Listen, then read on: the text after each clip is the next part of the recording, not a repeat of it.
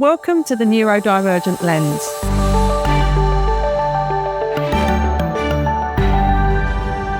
We are so excited and grateful that you have chosen to join us. In this episode, we'll be discussing empathy and neurodivergence. I'm your host, Miriam Hassan, and I'm joined today by my friend and colleague, Emma Lord-Jenkins. A subject close to my heart, and I suspect maybe close to yours as well. Let's talk empathy and neurodivergence. So one of the things that I'm really aware of is this is a very interesting debate about empathy and how it shows up in neurodivergent individuals. And there is a lot of misconception and misinformation out there. And for me, particularly, it can cross into the territory of labeling autistic people as people who don't have empathic responses. When I think about neurodivergent individuals and I think of the traits that neurodivergent individuals have, I recognise that we have a spectrum response and that actually we can go into a heightened place in something and we can go into a lower place with something. And what I mean by that, so if I put it into an example, I think of a spectrum in my mind as, imagine a television and there are thousands of pixels of colour on a television screen.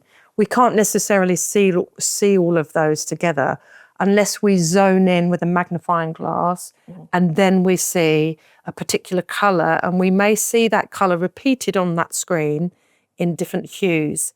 And that's how I see a spectrum. So my understanding is that empathy can be experienced and expressed in lots of different ways. I think there's a bit of a neurotypical expectation of how empathy should be expressed or presented. And that doesn't always fit neatly into how it is expressed or experienced by neurodivergent people. Absolutely. And my sense is there is also differences across the different neurodivergent traits. Definitely. So for instance, a lot of misconception lands on autistic people, say. And of course, we can't group people together. We're all individuals that have our own responses within our particular, perhaps, neurodivergent trait. But I've often heard people singling out autistic people and saying, oh, well, they're not very empathic. They're not sensitive to this situation, or they haven't come across as being very warm in this situation. Yeah, absolutely. And there's lots going on there, isn't there? And I think it might be about picking up on neurotypical social cues and not responding to them in the expected way, and therefore being mislabeled as not being empathetic. But as you say, it also occurs across the range of neurodivergences as well. So I know that I think this is perhaps ADHD and autism, a bit of a trait that relates to both. But sometimes if someone's telling you something, you might respond by saying, oh, I relate to that, and then give your own example. And then the other person might say, oh, you don't care about what I'm saying, so you're just talking about yourself. But actually that is a way of empathising and relating to the situation by using your own example to illustrate that you understand. I think that's a brilliant example. I mean, I often see that as mirroring. Yeah. And it's interesting in one context, for instance, in therapy, mirroring is a valuable way of actually empathising or connecting with the other person. But here, the example that you've given is if an autistic person, say, is actually bringing themselves in and giving an example, somebody else can misconstrue that and say, actually, you're being narcissistic because you're turning it back around onto yourself. Ironically, not showing much empathy back. So it's the reciprocal empathy. It's not always there. So there's an expectation that autistic and neurodivergent people should be empathetic in a particular way without actually demonstrating empathy in return. Yes, it's true. And there is this thing as well, I suppose, which feels valuable to mention, is this distinction between what's known as cognitive empathy and affective empathy. And for our listeners, if I can put this across as simply as possible, cognitive empathy is when somebody is coming from a thought response to a particular situation, and affective empathy is when somebody is having a felt response to a particular situation. And both can actually also be present at the same time. So I think cognitive empathy then might be understanding how somebody feels, maybe being able to articulate that and use the words to describe that. perhaps affective empathy might be more almost being a sponge and soaking up the emotions in the room and recognizing someone feels a certain way, and sometimes even taking on that stress or that emotion yourself. It would be my vague understanding of those two terms.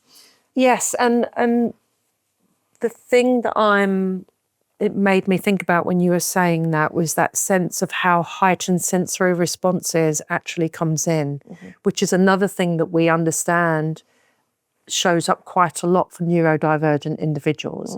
And what I mean by heightened sensory responses is this: if you think about the senses, sound, smell, sight, touch, and taste, often it's described that neurodivergent individuals have that heightened response in one or all of those different areas, again, to a differing level within a spectrum. And if you have somebody who is intuitively feeling, again, having an awareness, an intuitive feel in the room, then again, that is somebody who may come into the affective empathy aspect. Absolutely. Of that. I think sometimes people's lived experience of neurodivergence can actually lend itself to being very empathic. So that, there is a lot of misconceptions around not sharing empathy, but actually it can be the opposite, because you could be very attuned to other people's emotional responses or emotional reactions or whatever, because of what you've been through. You might pick up on things, you might be more sensitive to your environment, for example. I think that's a good point. It's a good point from the sense that actually context matters and lived experience really plays a part in how we are shaped as individuals, but also how our empathic responses are also shaped. And there is something about, again, judgments here, how people are judged and the social construct and social cues and how that is kind of put upon neurodivergent individuals. I think what it might come down to as well is struggling to relate to each other. So perhaps there's some misunderstandings between neurodivergent and neurotypical people sometimes. It actually is empathy such an issue between people who are neurodivergent? I suspect not. I imagine that neurodivergent people actually probably empathise with each other very well in the same way that neurotypicals probably relate or empathise well with other neurotypicals. So maybe that's part of the issue when it comes to empathy. So I've worked with a lot of young adults, supporting them into work, and who are neurodivergent, and actually they pick up on things that other people might not, and they might be able to better support each other and other neurodivergent people in the workplace. So that is a really good example of how empathy is expressed effectively. Absolutely, I agree with that, and I think there is also this other aspect of intuition that somehow fits hand in hand with empathy in a way. Maybe it's using the similar parts of the brain, or actually because of those lived experiences. And as we've talked earlier about shame and trauma, that actually we built those internal responses. And somehow there's this intuitive response, not always, obviously, because everybody's different, but there is an intuitive response around empathy and understanding if somebody's got similar lived experiences and being able to place yourself in that position or place yourself in somebody else's shoes to try and, from a place of understanding. Coming back to the point about how certain individuals are stereotyped, like particularly autistic individuals, it's really important that we understand that autistic people do feel, autistic people do have empathy. Absolutely. How they express that empathy is different, perhaps, to say how I may express my empathy.